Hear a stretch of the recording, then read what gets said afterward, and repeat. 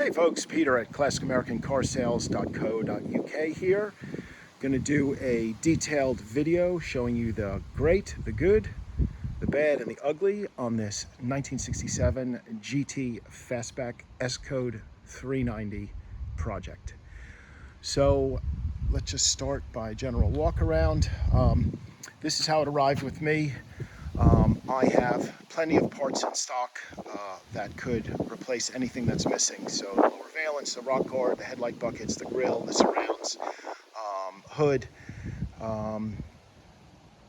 Yeah, so we can discuss any of that in the price. If you want it exactly the way it is or you want that stuff, we can discuss. So I will show you the good. So everywhere that there is surface rust, I hit with a sander. Not everywhere, but within reason. You can see the different areas here in that headlight bucket, in this headlight bucket, like all the places that rot through, and the stuff just cleaned up. Obviously there's rust, and I will show you that as well. Okay, so let's start at the front. You can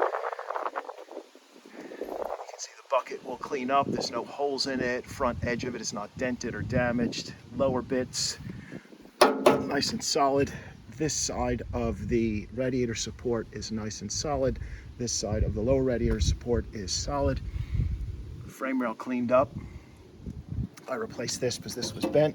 This is a little bit bent up, but I think really you should straighten that because that's a factory welds here, and that appears to be factory welds here. This again is solid up top. In this corner is bad, so really you should just replace that section. I'd probably section it in from here, and then that, whether you section it in there to get rid of that dent or here is up to you. Then you have the frame rail. It's got a little dent in it. I have inner and outer frame rail repair sections for that, so you really could tidy that up very nicely with just sectioning in as little metal as possible. Again, the headlight bucket is solid. It is not rusted through.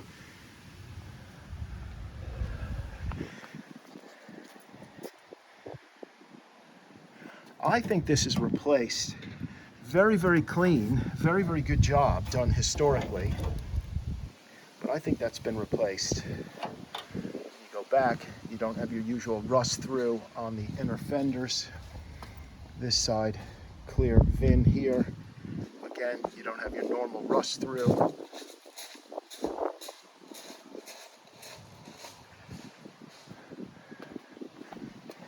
Gaps in this car are lovely. I've taken individual photos, so I won't spend too much time in here. Inner fenders, the lips are good.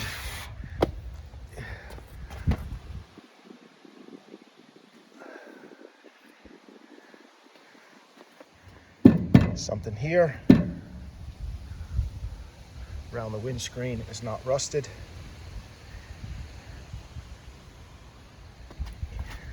Lower edge of the door, so probably want a lower skin on there. Rocker's real nice. Rear quarters look original to me. The seam looks good. That lower seam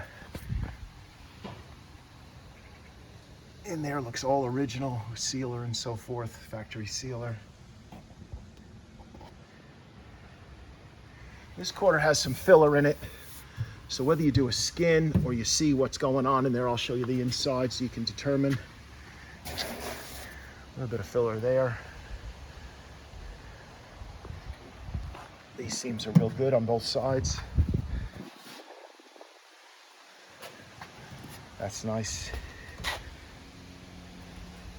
There's the number, factory number. Factory number.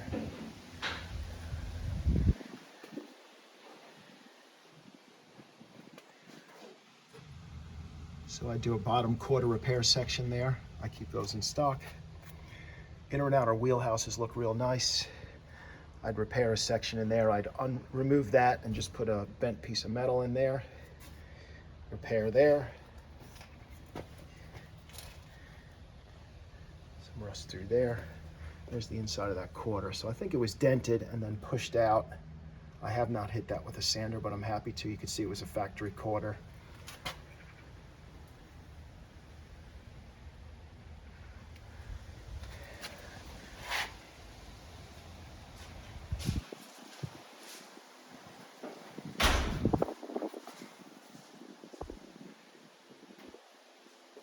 there. Haunches look real nice. A little bit of rust at the very bottom. I carry the repair sections for there.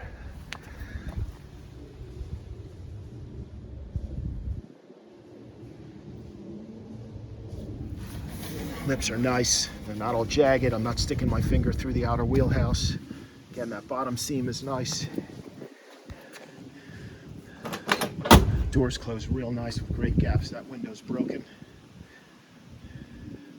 Again, a real nice gap.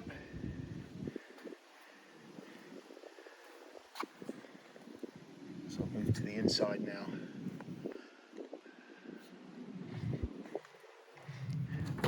Doors are all original as far as I can tell.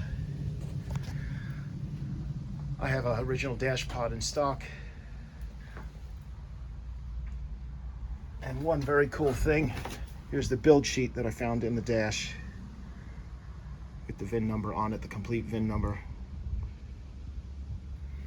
The floor has some forklift damage in it, which is more visible from underneath in the front.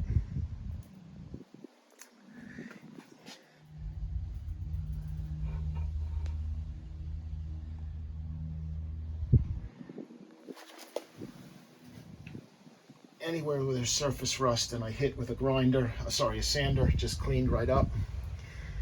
Transition pan, very solid. Inner and outer wheelhouse is solid. Roof, as you can see, is solid.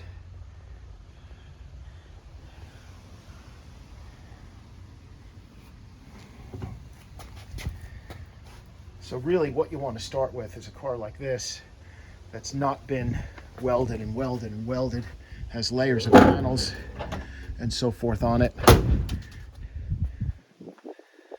I can supply a lot of the bits, or we can talk about it the way it is. The engine is a truck engine. As far as I can tell, it's either it's a 390 or a 428. Not a factory 428, but with a 428 crank and bore and so forth. How did I determine this? It's got a 4-inch stroke. I think 3.75 is a 390 and 3.98 is a 428. We can duplicate that with you here. I have a video of the engine running. Sounds very healthy. Everything on the engine is very clean. It has, you'll have to ask me what the stamp is. It's a 1972 truck block. 105 it has on there, which guys like the 105s are making a 428 out of. There's a little rust in the bottom of the battery tray, but you do not have to replace the whole battery tray, which is nice. You just do a little flat repair in there. Alloy intake, nice and clean under the rocker covers. So there you have it, the Holy Grail, S-Code 390 and a 1967 fastback project. Let's discuss. pmustang@gmail.com, classicamericancarsales.co.uk, pmustang@gmail.com. Thank you. There is no drive shaft and there's no transmission in the car. 9-inch rear end is there. And the build sheet, as I showed you.